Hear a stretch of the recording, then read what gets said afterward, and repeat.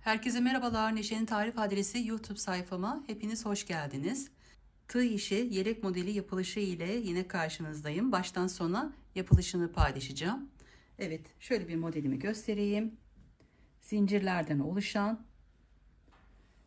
önler ayrı, arka ayrı, 3 parçada örülen bir model. Motifler yapıyoruz. Motiflerle de etrafından süslüyoruz. Tüm etrafından bu şekilde, etek ucundan da geçiyoruz her tarafından. Evet, şöyle ölçülerini verip modelimizin yapılışına geçelim. Hafif bir yelek. Tam şöyle ölçülerini vereyim. Vermiş olduğum ölçü, bakın şu şekilde çiçeklerin uç kısmı olarak veriyorum. Ön kısım o şekilde açık. Evet, 50 santim eninde, 64 santim boyunda. Ben şuradaki zincirlerimi 5 zincir olarak çektim. Bunu 6 zincir olarak çekerseniz modeliniz biraz daha büyüyebilir arkadaşlar.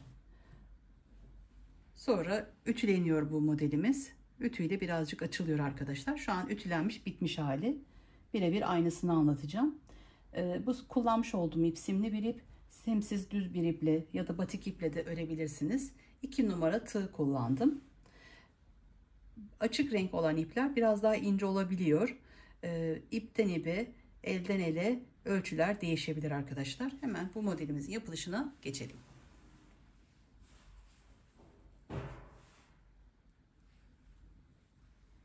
Evet, bu modeli arkadaşlar oynatma listesine de koyacağım. Oynatma listesinden ulaşabilirsiniz. Sayfamın en başında sağ tarafta oynatma listesi var. Tüm yelek modellerimin yapılışlarına o kısımdan ulaşabilirsiniz. Zincir çekerek başlıyoruz modelimize. Ama bu modelde dikkat etmemiz gereken, zincirlerimizi çok sıkı çekmiyoruz ya da çok gevşek çekmiyoruz. Yoksa yeleğimiz küçük olur. Bunu baştan hatırlatayım. Aralarda da püf noktalarını vereceğim. Videomu atlamadan izlerseniz daha iyi olacak. Bismillahirrahmanirrahim. Evet, toplamda 24 kutucuk yapacağız. Bunun için 110 zincir çekmemiz gerekiyor. Bakın şu şekilde zincirlerimizi çekelim. Rahat şöyle serbest bir şekilde şöyle bırakalım. Bakın şu şekilde ayarda zincirlerimizi çekelim. Evet, 100 zincir yeterli ama siz 110 zincir çekin arkadaşlar. Toplamda 110 zincir çektim. Şimdi buradan sayıyorum. 1, 2, 3, 4, 5, 6, 7, 8. 8. zincir arasına başını almadan batıyorum arkadaşlar. İkisini bir çıkartıyorum. Böylelikle ilk kutucuğumuzu yapmış olduk.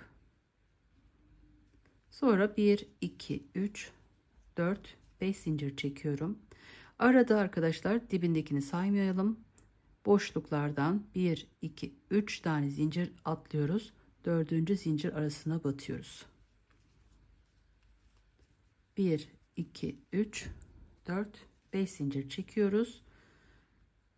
1, 2, 3 tane zincir atlıyoruz. 4. zincir arasına batıyoruz.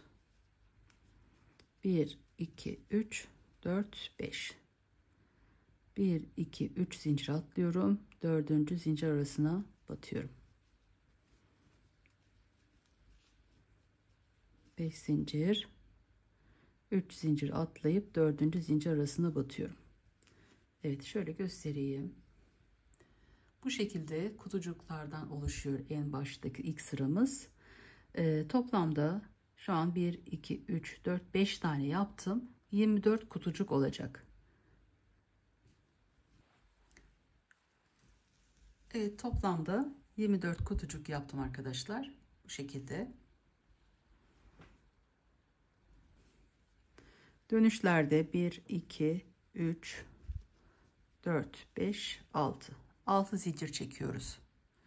Geriye dönüyorum. İlk kutucuğumuzun ortasına batıyorum. 1, 2, 3, 4, 5 zincir çekiyorum. Diğer yanındaki kutucuğun orta boşluğuna batıyorum. 1, 2, 3, 4, 5 zincir yanındaki. 1 2 3 4 5 zincir. Bu şekilde tüm araları batıyoruz.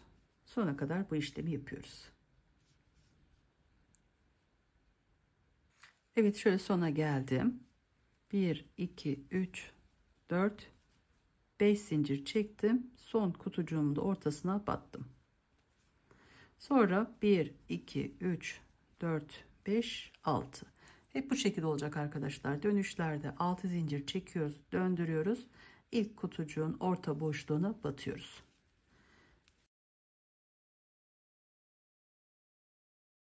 Beş zincir arada, diğer kutucuk arasına batıyoruz. 1 2 3 4 5. Bu şekilde zincir aralarına batıyoruz. Eliniz çok sıkıysa 6 zincir de çekebilirsiniz. Bu şekilde ben 5 zincir çektim ve sonuna kadar gidiyoruz.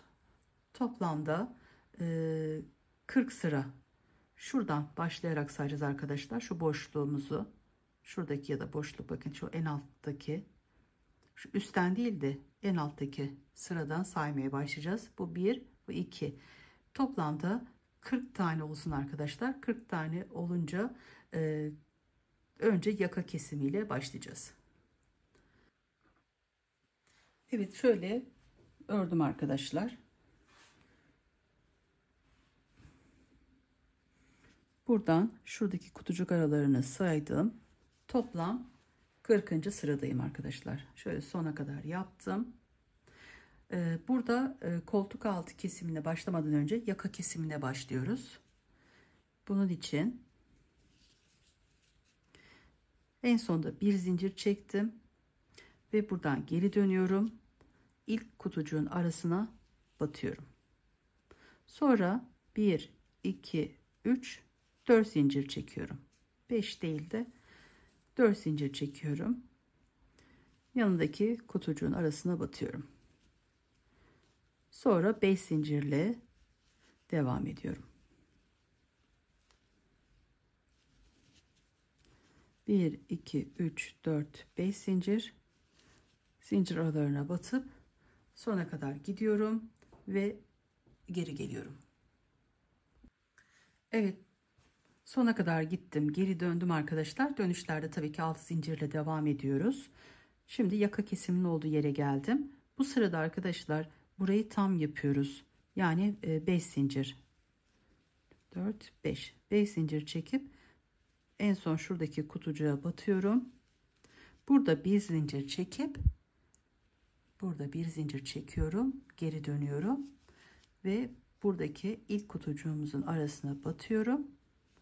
Sonra 1 2 3 4 zincir çekiyorum ve yanındaki kutucuğa batıyorum. Evet, bu şekilde sona kadar, şuraya kadar tamamlayalım. Evet, sona kadar geldim. Şimdi arkadaşlar buranın sayısını şöyle nasıl, nereden ölçtüğümü göstereyim. Şu en alt sırada bakın, bir üst sıra şu kısımlarda değil, yani şurada değil, şu boşluklar olacak. Ya bu ya bu kısımdan arkadaşlar sayıyoruz. Şuradan 1 2 3 4 5 6 diye sayıyoruz. 19 20 21 22 23 24 25 26 27 28 29 30 31 32 33 34 35 36 37 38 39 40 41. Şu an 41. sıradayız arkadaşlar. O yüzden 42 olacak. Dönüyoruz buradan. 2 3 4 5 6. Evet, şimdi şunu yaptım. 42. sıramız oldu arkadaşlar. Sonra 5 zincir. Evet, bu sırayı da bu şekilde sona kadar, şuradaki zincir aramıza kadar yapalım. Sonra yaka kesimine devam ediyoruz. Evet, bakın şöyle sona geldim yine. En son kutucuğun arasına da battım. Ve bir zincir çekiyorum. Geriye dönüyorum. Hemen buradaki ilk kutucuğumun arasına batıyorum. Sonra 1 2 3 4 zincir çekip yandaki kutucuğa batıyorum. Evet, bu şekilde yaka kesimine devam ediyoruz. 4 5. Şimdi arkadaşlar şuradaki kutucuk sayılarımız, şunları saydığımız zaman burası 42 oldu. Şimdi burada koltuk altını yapacağız, keseceğiz ama önlerde yapıyoruz arkadaşlar. Bu kısmı 40. sırada başlıyoruz. 42. sırada da koltuk altına başlıyoruz. Arkayı örerken arkadaşlar koltuk altına kadar 42 olacak. Toplam 42. zincirde koltuk altı kesimine başlayacağız. 1 2 3 4 5 zincir çekerek şuraya kadar bir geleyim. Burayı anlatacağım. Evet arkadaşlar, koltuk altına geldim. İsterseniz bu şekilde 1 2 3 4 5 tane bırakıp buradan dönüp devam edebilirsiniz ya da benim yaptığım gibi yapabilirsiniz. Şimdi arkadaşlar toplamda koltuk altında 5 kesimimiz olacak ama bunları şöyle ikisini yukarı doğru yavaş yavaş bir ovallik verip yapacağım. Bu yüzden 1 2 3 tane kalacak. Bu iki taneyi de yapıyorum. Şöyle 5 zincirle 4 5 zincir yanındaki kutucuğun ortasına batıyorum. Bu şekilde 1 2 3 tane kalacak. 1 2 3 tane kutucuk bıraktık. Şimdi şöyle ovallik vermek için bir zincir çekiyorum. Burada kesim yapmış oluyoruz koltuk altında. Kutucuğun arasına batıyorum. Sonra 1 2 3 4 zincir çekiyorum. Aynı başta yapmış olduğum gibi yapacağım 2 sıra arkadaşlar. Sonra toplamda 5 tane kesimimiz olmuş olacak koltuk altında. 3 4 5 1 2 3 4 5 zincir çekip aralara batıyoruz. Sonuna kadar gidiyoruz. Yine burada yaka kesimine devam ediyoruz. Aynı şekilde sonuna kadar gittim. En son kutucuğun içine battım. Bir zincir çekiyorum ve geriye dönüp kutucuğun içine batıyorum. Sonra 1 2 3 4 zincir çekiyorum. Evet, diğer araya batıyorum. Yine sonuna kadar bu şekilde devam ediyoruz. 4 5 zincir. Evet, bu şekilde son zincir şöyle kutucuğumuzun arasına batıyoruz sonuna kadar. Evet, koltuk altına geldim. Bakın şuradaki kutucuk, bunun içine yapıyoruz.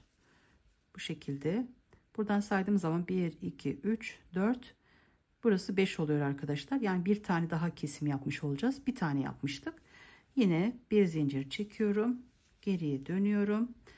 Buradaki hemen ilk kutucuğumuzun arasına batıyoruz. 1 2 3 4 zincir çekiyorum. Yanındaki kutucuk arasına batıyorum ve sonuna kadar aynı bu şekilde devam ediyorum. Artık koltuk altı kesimini burada bitirmiş oluyoruz. Toplamda şöyle iki tanesini, bir şurası, iki burası arkadaşlar, iki tane kesmiş oluyoruz. Şöyle göstereyim, şu şekilde tutayım. Evet, bu şekilde koltuk altı kesimini tamamladık. Buraya da gelince arkadaşlar aynı şekilde devam edeceğiz. Burada toplamda şuradaki kutucuk sayılarımız 12 olana kadar yaka kesimine, sonra düz bir şekilde enseye kadar örmeye devam edeceğiz. Evet, şöyle sona kadar geldim. Koltuk altı kesiminin olduğu yer. Evet, burada da aynı şekilde işlemlerimize devam ediyoruz. 6 zincir çekiyorum artık. Çünkü tamamladık. Geri dönüp ilk kutucuğun arasına batıyorum. Ve yine aynı şekilde aralarda 5 zincir çekip yanındaki boşluğa batıyorum. Evet, şu an burada şunları sayalım arkadaşlar. En sondakileri 1 2 3 4 5 6 7 8 9 10 11 12 13, şu alt kısımda 14 tane var. 12 tane olana kadar devam ediyoruz. Toplam burada 1 2 3 4 diye sayıyorum. 12 tane kaldı artık. Sonuna geldim. Yaka kesimini bırakıyorum. 6 zincir çektim. Geri döndüm. İlk kutucuğun arasına battım.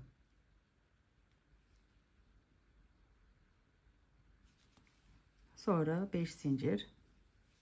Bu şekilde artık yukarı doğru örmeye devam ediyorum.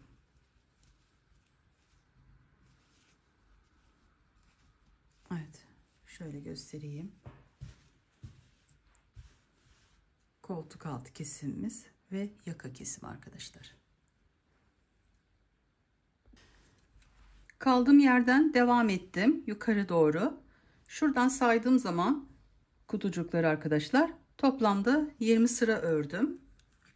Şöyle ölçüsünü de vereyim size.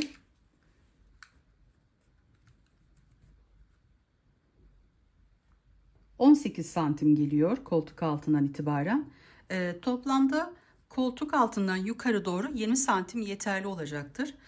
Evet, ütüleyince de biraz daha açılacağı için 18 santimde bırakıyorum. Ütülediğim zaman da 2 santim daha uzarsa 20 santim yeterli olacaktır. Diğer tarafı da aynı şekilde yapıyoruz.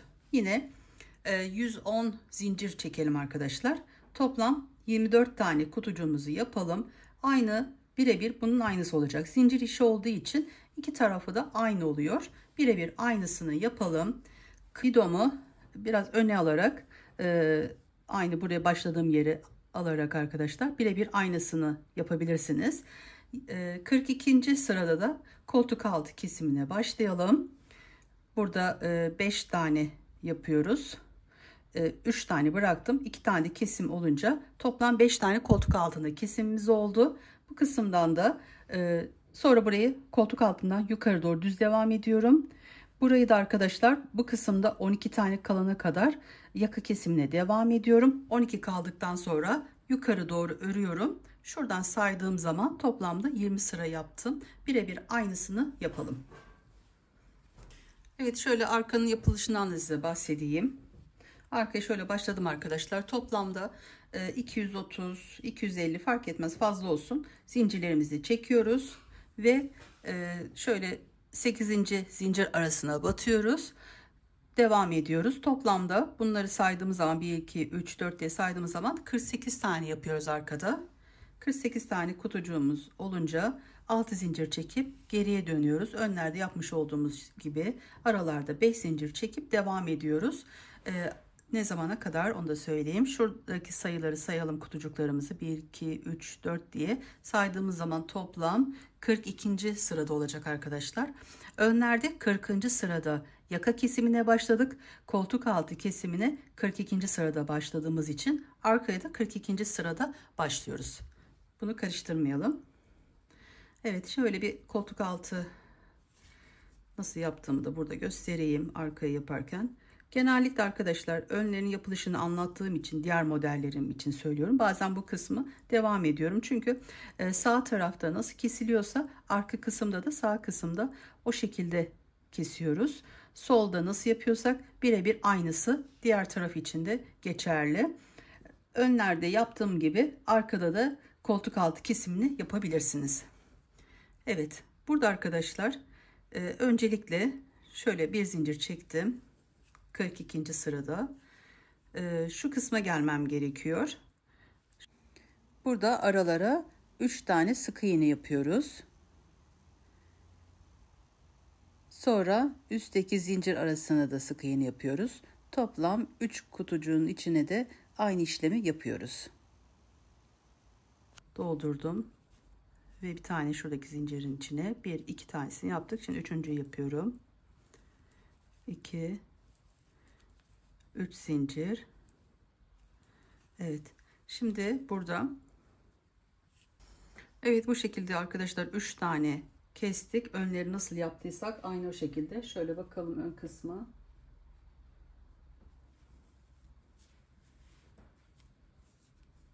Buradaki gibi arkadaşlar 1 2 3 tane kestik. Sonra 2 tane yukarı kesiyoruz. Ama isterseniz söylemiş olduğum gibi de yapmış olabilirsiniz. 5 tane zincir burada bırakıp düz, yani şu ovalliği vermeden uğraşmak istemezseniz o şekilde düz devam edebilirsiniz. Zaten üzerine çiçek dikilecek sonradan arkadaşlar. Ben önleri yaptığım gibi yapacağım. 3 kutucuğumuzu bu şekilde sık iğne ile geldim buraya arkadaşlar. Şimdi burada 1 2 3 4 5 zincir çekip yanındaki kutucuğun içine batıyorum ve sonunda da aynı şekilde 3 tane kalana kadar bu işlemleri yapıyorum. Aralarda 5 zincir çekiyorum. Evet, bu şekilde 1 2 3 tane kalacak, şuraya kadar yapıyorum. Evet, 5 zincir çekip şöyle sonuna kadar, şuraya kadar geldim arkadaşlar. Burada 3 tane kutucuk bıraktım. Şimdi burada bir zincir çekiyorum ve geri dönüyorum. Yanındaki kutucuğun arasına batıyorum. 1 2 3, serbest bir şekilde 4 zincir çekiyorum ve yanındaki kutucuğa batıyorum. 5 zincir çekip devam ediyoruz. Aralara batıp sona kadar gidelim.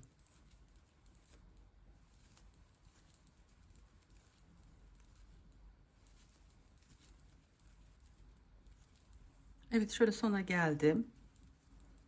5 zincirimi çektim. En son buradaki kutucuğa batıyorum. Bir zincir çekiyorum ve geri dönüyorum. İlk kutucuğumun arasına battım. Sonra serbest bir şekilde 4 zincir çekiyorum ve yanındaki kutucuğa batıyorum.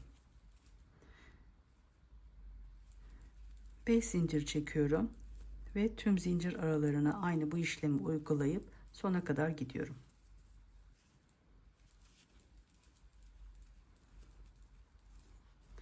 Aynı arkadaşlar, önlerde yapmış olduğumuz işlemin birebir aynısını yapıyoruz. 3 tane burada bıraktım. Şimdi bir tane kesim oldu. Bir tane daha olacak. Toplamda şuradan saydığım zaman arkadaşlar 1 2 3 4 5 tane kesim yapmış oluyoruz koltuk altında. Evet, yine sonuna kadar geldim. Bir tane kesim burada yapmıştık. Şimdi aynı şekilde burada da yapacağız. Son kutucuğun içine de doldurduktan sonra bir zincir çekiyorum ve geri dönüyorum. Hemen ilk kutucuğun arasına battım ve 4 zincir çekiyorum. 1 2 3 4. Yanındaki kutucuğa batıyorum. 1 2 3 4 5 zincir, sona kadar gidiyorum.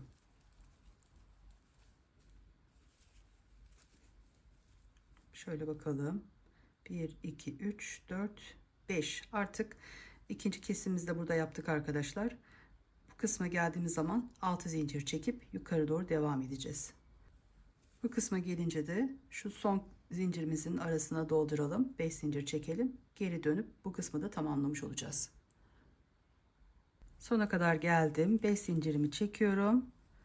Son kutucuğa batıyorum. Burada bir tane yaptık. Artık son kesimimizi yapıyoruz. Bir zincir çektim, geri döndüm. İlk kutucuğun arasına battım. 2 3 4 zincir ve yanındaki kutucuğun içine battıktan sonra her zincir arasına 5 zincir çekip sona kadar gidiyorum. Dönüşlerde de artık 6 zincir çekeceğim.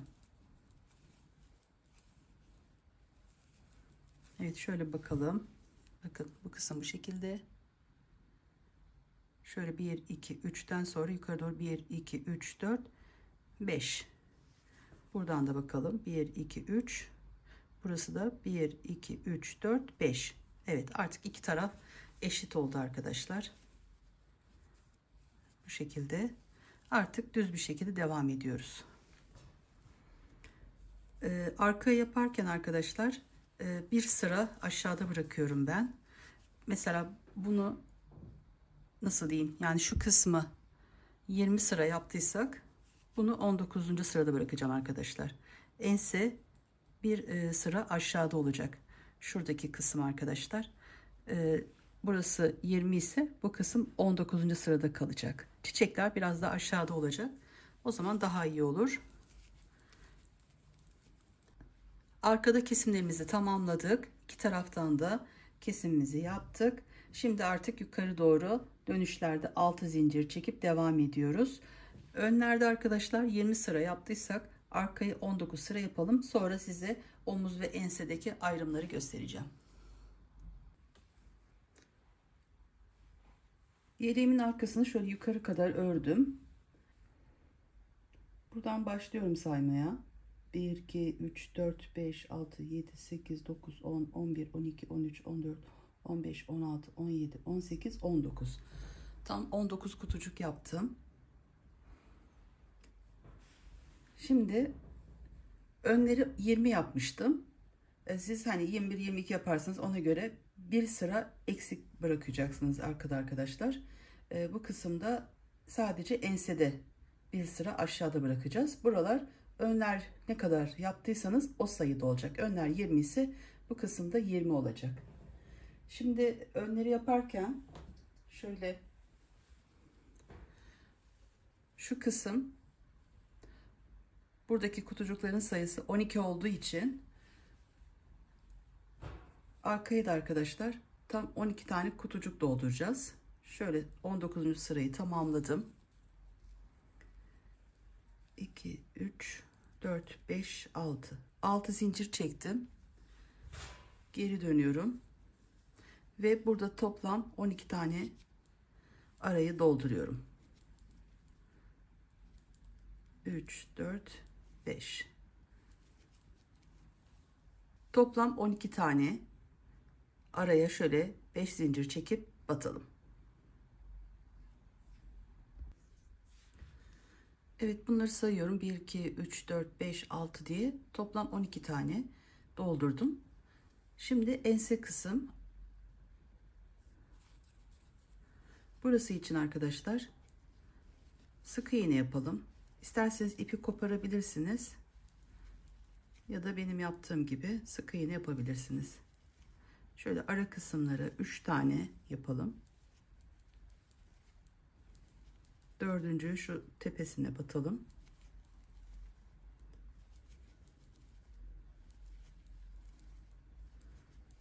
Üç tane ortasına, bir tane tepesinde şuradaki batmış olduğumuz yere batıp burada arkadaşlar sayıyoruz buradan. Şu şekilde gideceği için 1, 2, 3, 4, 5, 6, 7, 8, 9, 10, 11, 12. Evet, şuraya işaretimizi koyalım. Ve bu kısma kadar yapalım sık iğnelerimizi.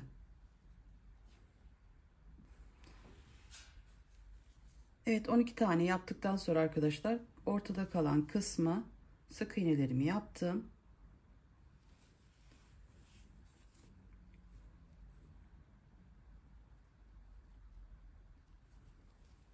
Evet, bu kısımda da 12 tane kaldı. 12 taneden önceki kutucuktan başlıyoruz yapmaya.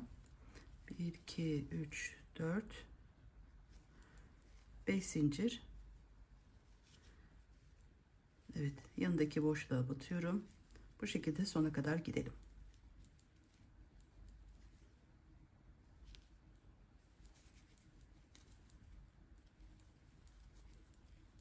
Evet, artık ipimizi burada kesiyoruz. Bir zincir çektim en son. Sonra bu iplerimizi arkadaşlar en güzel iğne ile yürütmek. Artık önleri arkaları şöyle tamamladım arkadaşlar. İplerimizi şöyle temizleyeceğiz. Ondan sonra ütümüzü yapalım. 3 parçam hazır. Sonra eklemelerine geçelim. Yeleğimin ütüsünü tamamladım arkadaşlar. Buhar verip ütüledim. Şöyle nasıl yaptığımı da yine anlatayım. Soran arkadaşlarım olacaktır. Evet, yeleğimi şöyle koyuyorum arkadaşlar. Üzerine ütü bezi koyuyorum. Ütü beziyle boyuna doğru, enine doğru ütüledim arkadaşlar. Buhar verdim ben buna. Mutlaka ütü beziniz nemli olsun. Sıcaklıkta buharlı olarak ayarladım. Ütünüze göre ayarlayın. Evet, bu şekilde arka kısmını ütüledim. Önleri de arkadaşlar önce tek tek ütüledim. Evet, bu şekilde koyup üzerine nemli ütü bezimi koydum. Üzerine buhar verip ütüledim. Aynı şekilde diğer tarafını en sonda şöyle üst üste getirdim. Bu şekilde üst üste koyup tekrar hani şu kenarlarını, yaka kısmı aynı eşit olacak şekilde üst üste koydum. Ütü bezini koyup yine üzerinden ütümü yaptım arkadaşlar.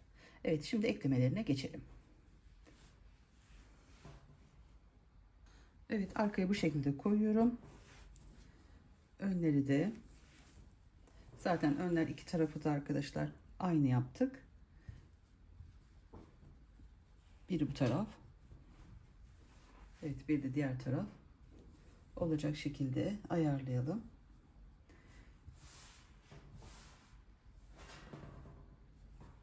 Şöyle kenarlarından eklemeye başlayalım.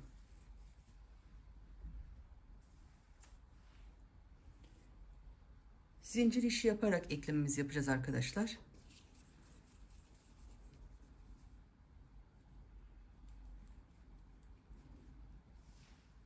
En üst köşeden, koltuk altından ilk araya boşluğa batıyorum.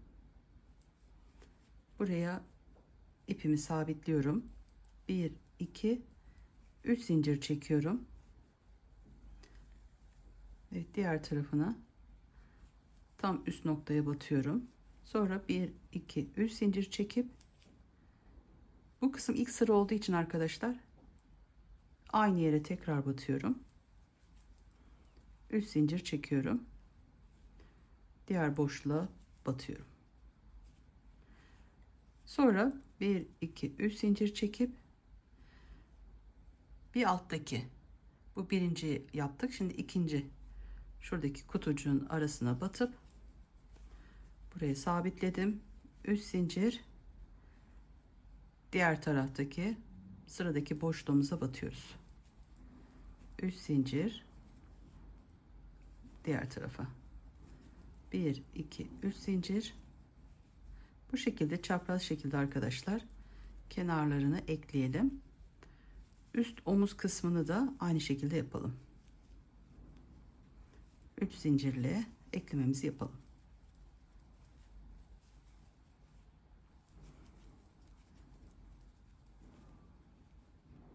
Evet, şöyle bir göstereyim. Evet, bu şekilde olacak arkadaşlar. Biraz daha sıkı yapalım. Ben şu biraz gevşek olmuşunu düzelteceğim. Evet, bu şekilde bir bütünlük sağlıyor.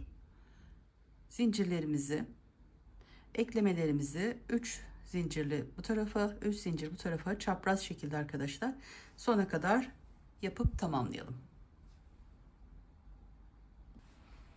Evet, kenar eklemelerini yaptım arkadaşlar. İki tarafı da birleştirdim.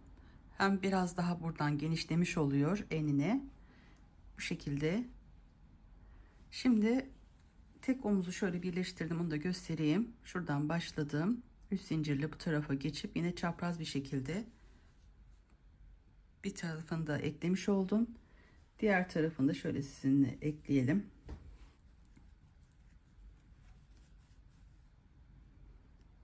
İlk şöyle boşluğa batıyorum arkadaşlar. 1 2 3 zincir çekiyorum. Omuz kısmındaki sık iğne yapmış olduğumuz yerin şuradaki ilk baştaki araya batıyorum. Sonra 3 zincir çekip yanındaki diğer taraf şuradaki boşluğa batıyorum. 3 zincir, karşıdaki boşluk arasına batıyorum. Kutucukların arasına batarak bu şekilde sona kadar gideceğiz arkadaşlar. Bir bu taraftan 3 zincir ve karşısındaki boşluğa. Evet, şöyle göstereyim. Bu şekilde sonuna kadar gidelim. Omuz birleştirmesini tamamladım arkadaşlar. Kenarlarını da tamamladım. Şimdi artık iplerimizi temizleyelim.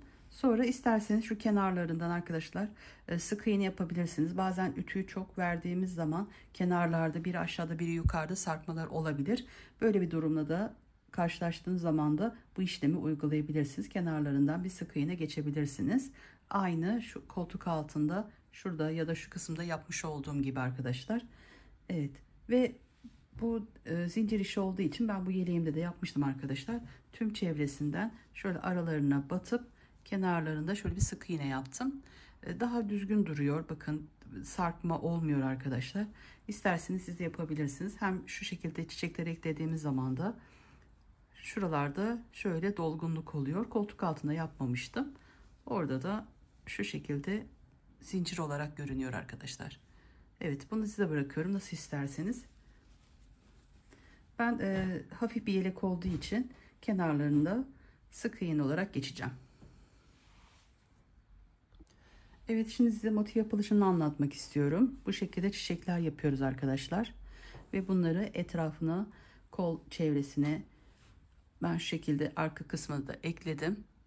Bunların için çiçeklerimizi yapacağız.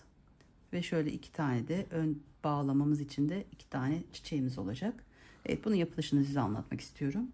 Bunun için arkadaşlar 10 numara tığ kullanıyorum. 10 numara daha ince bir tığ ile örüyorum. Önce şöyle tığımı, ipimi sabitliyorum. Burada 1, 2, 3, 4, 5, 6. Çok sık olmadan şöyle 6 zincir çekiyorum. Ve şöyle döndürüp ilk zincir arasına batıyorum. Ve ikisini bir, şurada 2 tane var. Şöyle arasından diyeyim, arasından çıkartıyorum. Buradaki ipimi şöyle arka kısmı alıyorum arkadaşlar. Ve burada 1, 2, 3, 4 zincir çekiyorum. Tığın başını doluyorum. Orta halkanın içine batıyorum. Ve burada 1, 2, 3 tane oldu arkadaşlar. Bunun önce ikisini çıkartıyorum. Sonra ikisini. Yani 2'de çıktığımız trabzanlar yapıyoruz. Sonra 2 zincir çekiyorum. Tığın başını doluyorum. Halkamın içine batıyorum. Ve burada önce ikisini sonra ikisini çıkartıyorum. 2 tane oldu. 1, 2. 2 zincir çekiyorum. Tığın başını doluyorum. Şu ipimi de artık halkamın etrafına şöyle bir yandan da arasından yürütmüş olacağım. Tekrar orta boşluğa batıyorum. Ve 2'de çıkıyorum. 2 zincir çekiyorum. Orta boşluğa batıyorum halkanın içine. 2'de çıkıyorum. Toplam 1, 2, 3, 4 tane oldu. Şimdi 2 zincir çektim. Burası iç kısım arkadaşlar 5 tane olacak. 6. arkadaşlar 2 zincir çekip bu ilk yapmış olduğumuz şu boşluğa, şu halkanın içine, şuradaki boşluğa batıyoruz. Şöyle tekrar göstereyim. Burası 1, 2, 3, 4, 5 tane oldu. 2 zincir çektim. Toplam 6 tane olacak. 6. arkadaşlar isterseniz şu şekilde yapıp şuradaki zincir arasına batabilirsiniz ya da boşluğa batabilirsiniz. Fark etmez. Evet, bu şekilde yaptıktan sonra 1, 2, 3, 4 zincir çekiyorum. Burada artık bu ipimizi şöyle arasından da biraz yürüttüğümüz için kesebiliriz.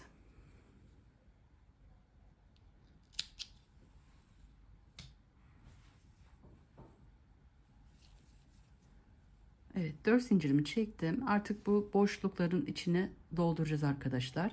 Şöyle göstereyim. Yapmış olduğumuz yer şurası, ortası. Şimdi çiçeklerimizin yapraklarını yapacağız. Toplamda 6 tane yaprak var. İlk yapmış olduğum işlemi hepsinde uygulayacağız. 4 zincirimi çektim. Tığın başına doluyorum. İlk araya batıyorum. Ve serbest bir şekilde şöyle uzatıp 3'te çıkıyorum. Aynı şekilde tekrar aynı ortaya battım ve 3'te çıktım. Bu kısımda arkadaşlar üçlü trabzan yapmış oluyoruz yani. Toplam baştakiyle birlikte 1, 2, 3, 4 tane oldu. Beşincisi için 4 zincir çekiyorum. Bakın şuradaki ilk orta boşta değil de şu zincirimizin tepesine batıyoruz. Ve buraya sabitliyoruz.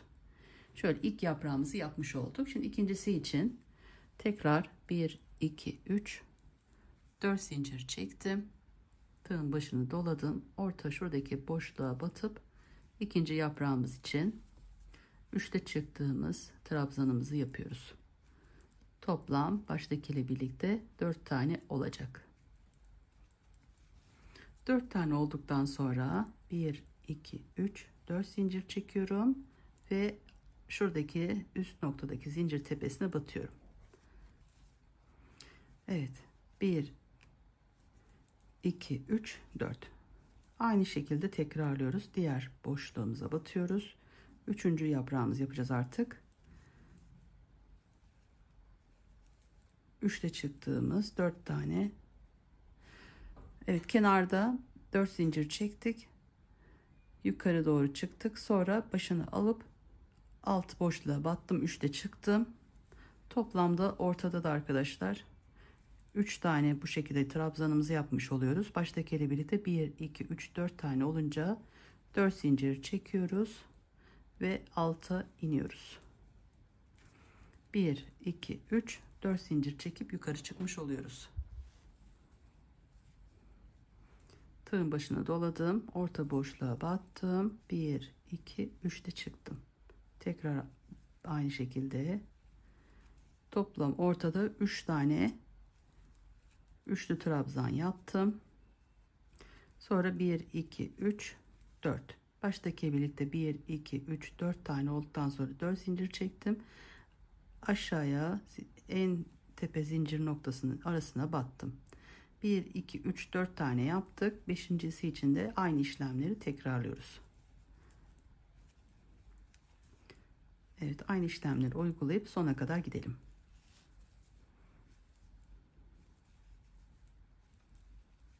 Bir, iki, üç, dört. 1, 2, 3, 4.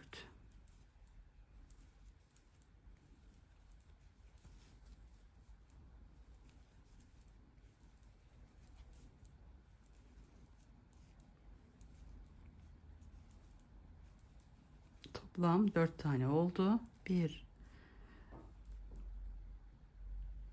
2, 3, 4 tane yapıp arkadaşlar şu alt kısmı batıyorsunuz. Bu şekilde ilk çiçeğimizi yapmış oluyoruz. Ama ben şimdi bir tane çiçeğim burada var. Buna ekleme yapmam gerektiği zamanda arkadaşlar onu şöyle göstereyim. Buraya kadar gelmiyoruz. Şöyle en son batmış olduğumuz yer şu en son yaprağımızda arkadaşlar. 4 zincirden sonra şöyle baş alayım, olmazsa daha iyi olacak. Evet, burada 2, 3, 4. Son araya battığımız zaman arkadaşlar şuraya, sonra 4 tane zincirimi çektim, tepeye çıktım, tığın başına doladım, boşluğa bir tane batıp 3'te çıkıyorum. Bu şekilde 2 tane olduktan sonra buradaki motifimi ekleme yapıyorum arkadaşlar. Şöyle göstereyim. Şu şekilde yaptım. Bunları bu şekilde ekledikten sonra daha rahat oluyor. Bu şekilde yapabilmek için. Evet, şöyle bu tersi olacak, bu yön kısmı. Şöyle herhangi bir yaprağın orta zincir arasına batıyorum. Bunu buraya şöyle sabitliyorum ve tığın başını alıp aşağıya iniyorum. Üçlü trabzanımı yapıyorum.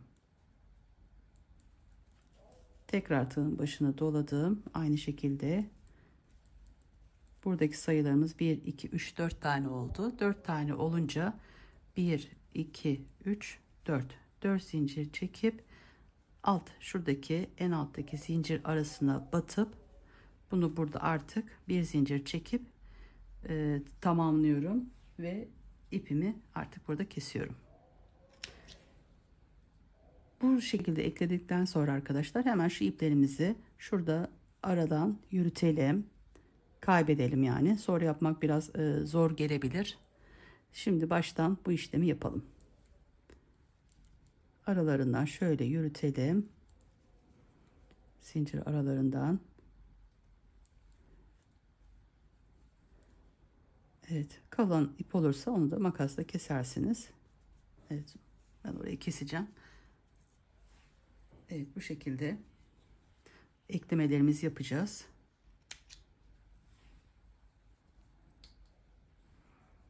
Evet, ben bu şekilde yaptım arkadaşlar. Bu şekilde oluyor. Bundan hem kol çevresini hem her tarafına yapacağız arkadaşlar. Bayağı uzun bir şöyle bir çiçeklerimizi yapıp ekliyoruz. Sonra tekrar bir tane motif yapıp tekrar baştan başlayıp kol çevresi için bunu yapacağız. Şöyle göstereyim yapmış olduğum motifleri. Evet. Motifleri yaptım arkadaşlar. Ütüledikten sonra eklememi yaptım. Şu yukarı kısımdan şöyle göstereyim. Yukarı kısımdan başladım. İğne ile eklememi yaptım arkadaşlar. tüm çevresinden, bakın bu kısımlardan da yaptığımız için uzunca şöyle motiflerimiz olacak. Komple etrafından geçiyoruz ve yukarı doğru. Ben bunu arkadaşlar yaparken şu kısımdan yaptım. Sonra arka kısmında ayrı bir şekilde 5 tane motif yapıp ekledim. Sonra kol çevresini ekleyip bir tane şöyle piyongunu yapıp yeleği tamamladım arkadaşlar. Evet, şimdi motiflerimizi yapalım. Sonra eklememize geçelim.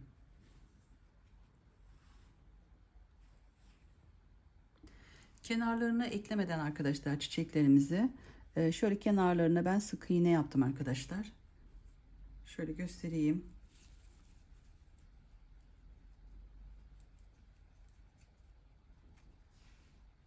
Şu en baştan başlıyorum.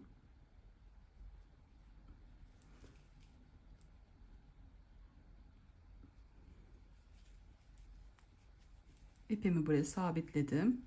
Şu ipimi de şöyle arasını hem yürüteceğim. Şöyle zincir aralarını arkadaşlar 1 2 ve 3 tane yapalım. Evet, 3 tane yaptım. Sonra buradaki şurada zincir arasına batalım. Evet, aralarda 3 tane sık iğnelerimizi yapıp 2 3 dördüncüyü de zincir arasına batalım. 3 tane sık iğnemizi yapalım.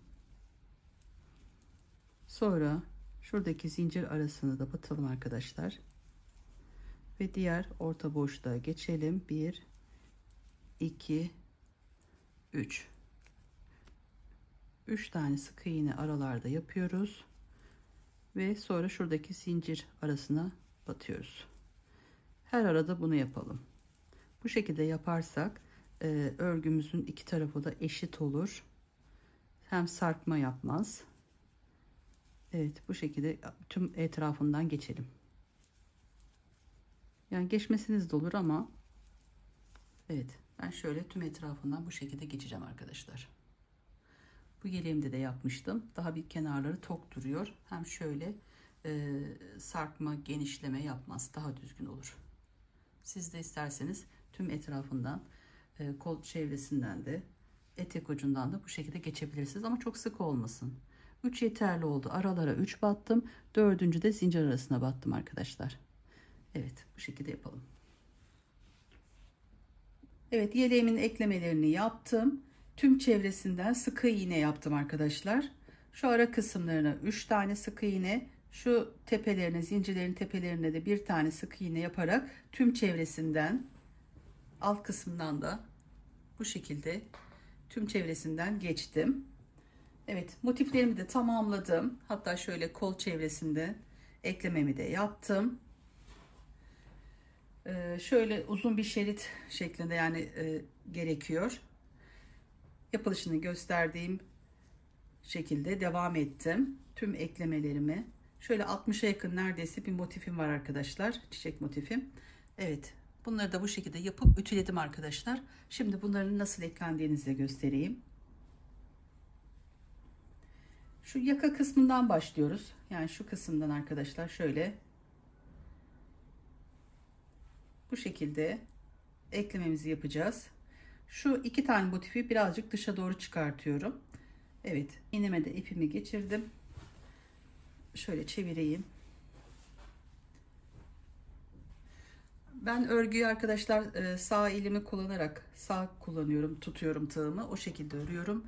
Ama iğnede sol elimle kullanıyorum. Siz nasıl yönünüz nasıl denk geliyorsa o şekilde ayarlayın.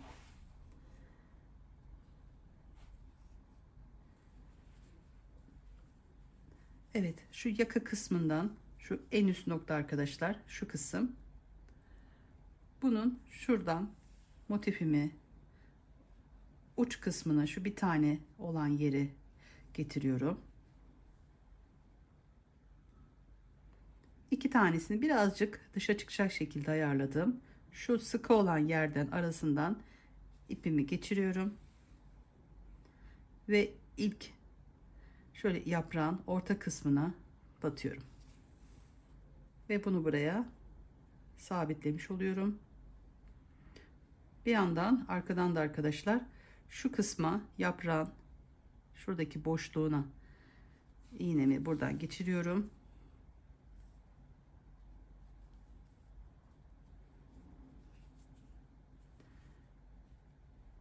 Sonra geri gelip yaprağın şuradaki boşluk kısmına batıp şimdi şu orta kısımdaki halkamızın olduğu yere batıyorum arkadaşlar. İsterseniz burada inci, boncuk ya da küçük böyle papatya şeklinde süslemeler var. Onlardan da yapabilirsiniz. İstediğiniz gibi süsleyebilirsiniz ya da bu şekilde sade bırakabilirsiniz. Sonra geri geliyorum. Şuradaki ara boşluğuna batıyorum. Buradan da şu boşluk var arkadaşlar. Bakın şu kısım ara. Bu araya batıyorum. Çıkartıyorum. Şöyle çekiştiriyorum. Sonra tekrar buradan geri dönüp iğnemi şuradaki araya batıyorum.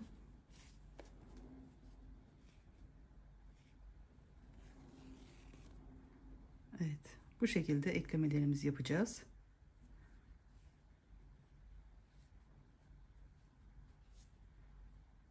Buradan tekrar geri dönüp şimdi yaprağın en son kısmına batıyorum.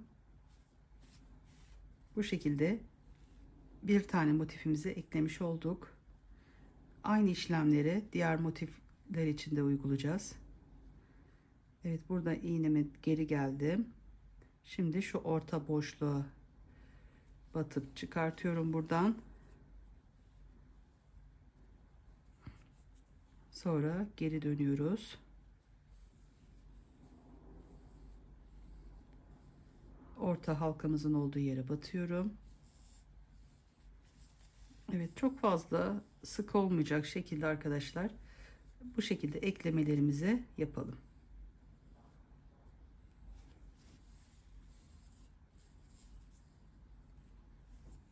Evet, anlaşıldığını düşünüyorum. Evet, şu şekilde dönüş şekline göre motiflerimizi ayarlayalım. Şu iki tanesi dışa gelecek şekilde ama çok değil. İyice dışarı doğru çıkartmadım arkadaşlar. Yani şu kısım mesela bu şekilde değildi tabii ki. Yani şöyle ovallikten dolayı ayarlayalım. Evet.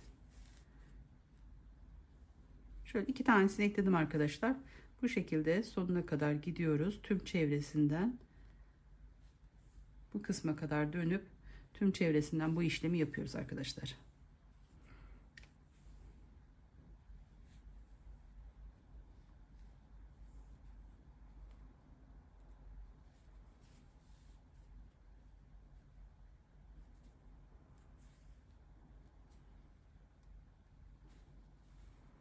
Evet, bu şekilde eklemelerimizi yapalım.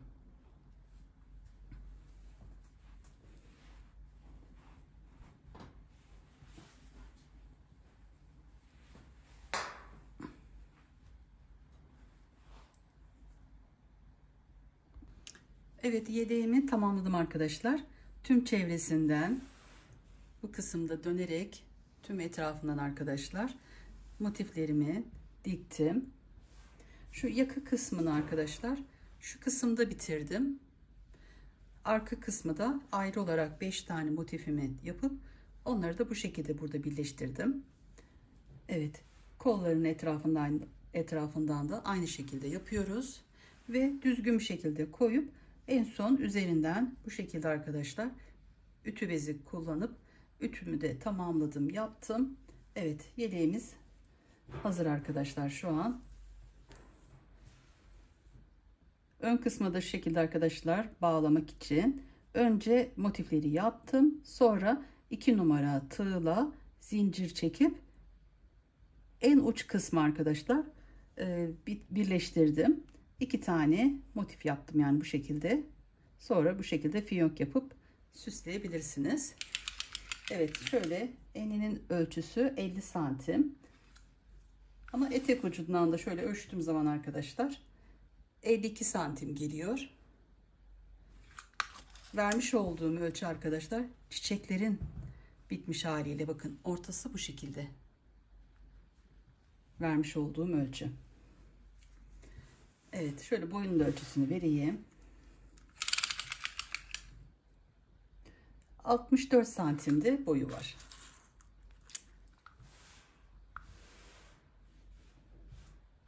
Evet, hayırlısıyla yeleğimizi tamamladık. Evet, nasıl buldunuz arkadaşlar? Yorumlarda da belirtirseniz yardımcı olabildiysem elimden geldiğince, dilimin döndüğünce yapmaya da çalıştım, anlatmaya çalıştım arkadaşlar. Evet, beni dinlediğiniz için, izlediğiniz için hepinize çok teşekkür ediyorum. Başka tariflerde görüşmek üzere. Kendinize ve sevdiklerinize iyi bakın. Allah'a emanet olun. Hoşça kalın.